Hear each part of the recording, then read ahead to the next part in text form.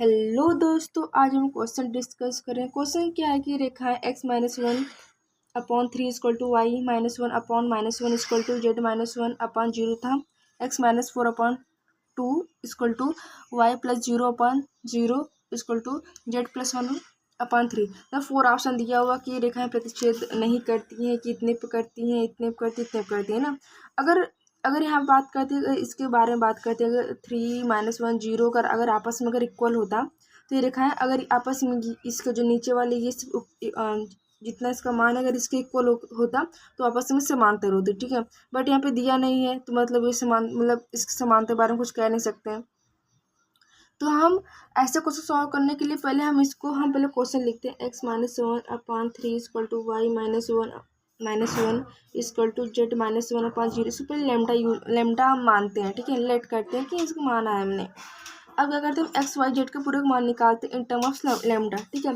अगर कंपेयर करते हैं x-1/3 इक्वल टू लेमडा, तो x इक्वल टू कितना होगा 3 लेमडा प्लस 1। इसे क्वेश्चन नंबर हम 1 मान लेते हैं, ठीक है।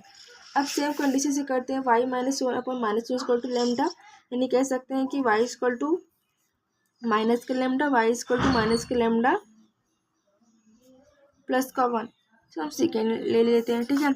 अब सेम कंडीशन इसी तरह से z-1 इक्वल टू लेमडा/0, राइट वे z इक्वल टू तुम्हारा +1 आ जाएगा, ठीक है। हम कह सकते हैं कि लेमडा का मान तो 0 हो जाएगा, इधर पे मल्टीप्लिकेशन करेंगे तो z इक्वल टू 1 हो जाएगा, ठीक है। तो हमारे पास x y z का हमें वैल्यू आया हुआ है ना। और सेम कंडीशन इसको हम क्या करते हैं कि हम म्यू के इक्वल करते हैं, 2y + 0/0 equal to z+1/3 equal to mu को इक्वल करते हैं, लेट मानते हैं, ठीक है। तो हमें यहाँ पर भी x y z का मान हम म्यू के टर्म्स में फाइंड करेंगे, ठीक है। s इक्वल टू कितना होगा 2 म्यू प्लस का 4 से कंपेयर करके लिखते हैं। यहाँ पे बेसिकली हमारे यहाँ पे 0 है, तो y की वैल्यू कितनी हो जाएगी 0 हो जाएगी, और z की वैल्यू 3 म्यू माइनस का 1, ठीक है। ये निकल गया। अब देखो, अब हम यहाँ पे x और x दोनों वैल्यू समान होंगी, तो मैं एक बार हम इक्वल करके देखते हैं। 3 lambda plus 1 equal to 2 mu plus का 4, ठीक है। ये इक्वेशन है हमारे पास। अब देखो, अब इसको हम यहाँ पे कंपेयर करते हैं। इस इक्वेशन अगर हम इसे थर्ड मान ले, इसे फोर्थ मान ले, इसे फिफ्थ मान ले। अगर 4 और सेकेंड से देखते हैं, ठीक है, 4 एंड सेकेंड इक्वेशन से देखते हैं तो क्या होगा। तो ये दोनों बराबर होंगे, वाई वाई इक्वल टू बराबर होगा, तो कह सकते हैं कि माइनस के लेमडा प्लस में इक्वल टू 0 मीन कह सकते हैं लेमडा इक्वल टू कितना 1 आ गया, ठीक है। अब सेम कंडीशन म्यू का वैल्यू फाइंड करते हैं, तो जेड इक्वल टू 1 है, ठीक है। हम इक्वेशन नंबर देखते हैं फिफ्थ, एंड इसको मान लो हम मान लेते हैं 6, ठीक है, 6 है ना। तो जेड इक्वल टू हमारा कितना आएगा, देखो अगर हम कंपेयर करते हैं तो हमारा कितना आएगा 1 इक्वल टू 3 म्यू माइनस का 1, ठीक है। यानी कह सकते इधर आएगा तो 2/3 इक्वल टू म्यू, है ना।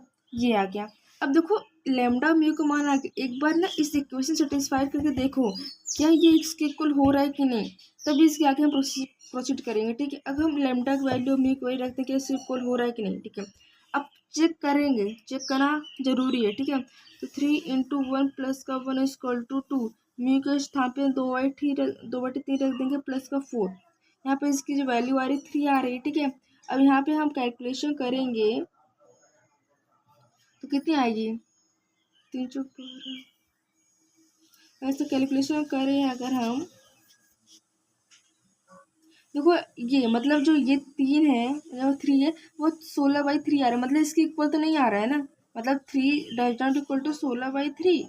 सो कह सकते हैं कि देखो अगर ये इसके इक्वल आता तो हम आगे तब हम हाँ, अगर वैल्यू पुट करते अगर इक्वल आता तो हम कह सकते हैं कि हाँ कि जो दोनों रेखाएं हमारे पास से वापस में इंटरसेक्ट कर रही है, ठीक है, ऐसा होता है।